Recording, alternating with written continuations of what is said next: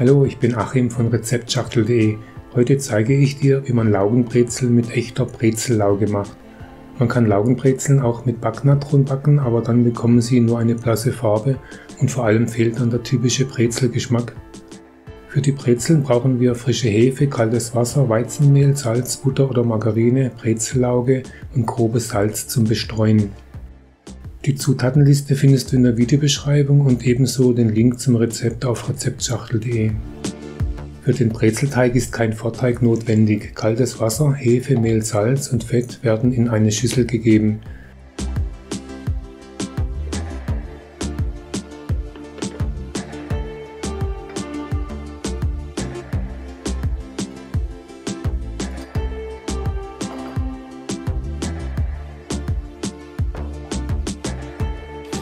Der Teig wird mit dem Handrührgerät 5 Minuten geknetet. Der Brezelteig sollte relativ fest sein und nicht kleben. Den Teig auf die bemehlte Arbeitsfläche geben und von Hand kurz durchkneten.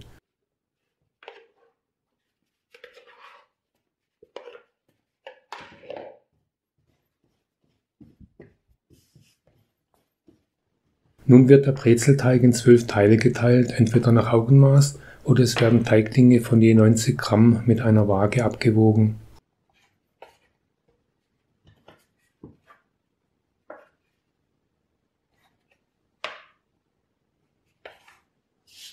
Nun die Teiglinge rund schleifen. Wie das geht, kannst du in einem Video sehen, oben rechts ist der Link dazu.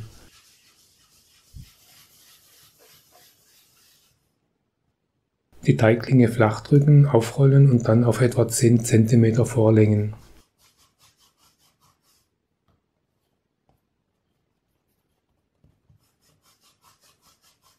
Die Laugenbrezeln werden auf Backfolie gebacken.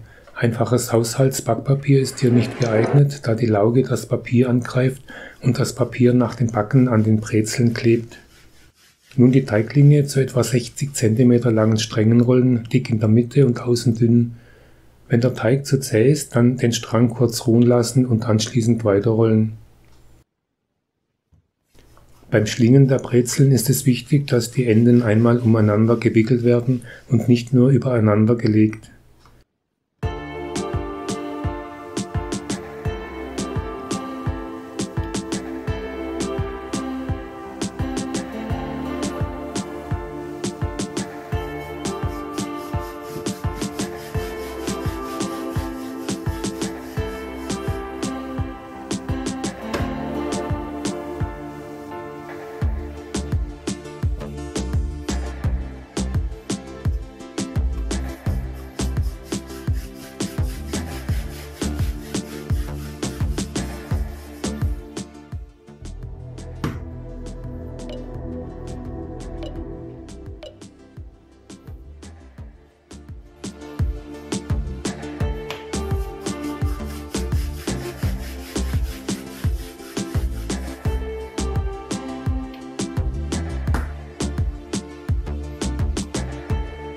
Es werden je 6 Brezeln auf ein Backblech gelegt. Je nach Zimmertemperatur lässt man die Brezeln etwa 30 bis 60 Minuten gehen, solange bis sie fast die gewünschte Größe erreicht haben. Nun sollten die Brezelteiglinge etwa 30 Minuten im Froster anfrieren, dadurch versteifen sie und sie verformen sich anschließend beim Laugen nicht.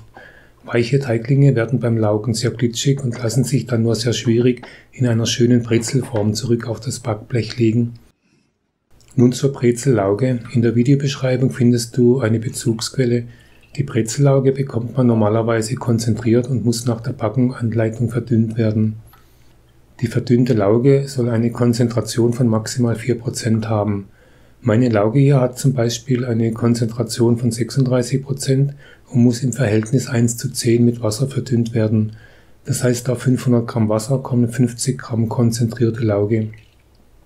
Vor allem die unverdünnte Lauge ist ätzend, deshalb bitte die Sicherheitsanweisungen der Verpackung unbedingt beachten. Die angefrorenen Teiglinge werden nun kurz in die verdünnte Brezellauge getaucht und wieder zurück auf das Backblech gelegt. Nun mit einem scharfen Messer die dicken Mittelstücke etwa 1 cm tief einschneiden und dann die Brezeln leicht mit grobem Salz bestreuen.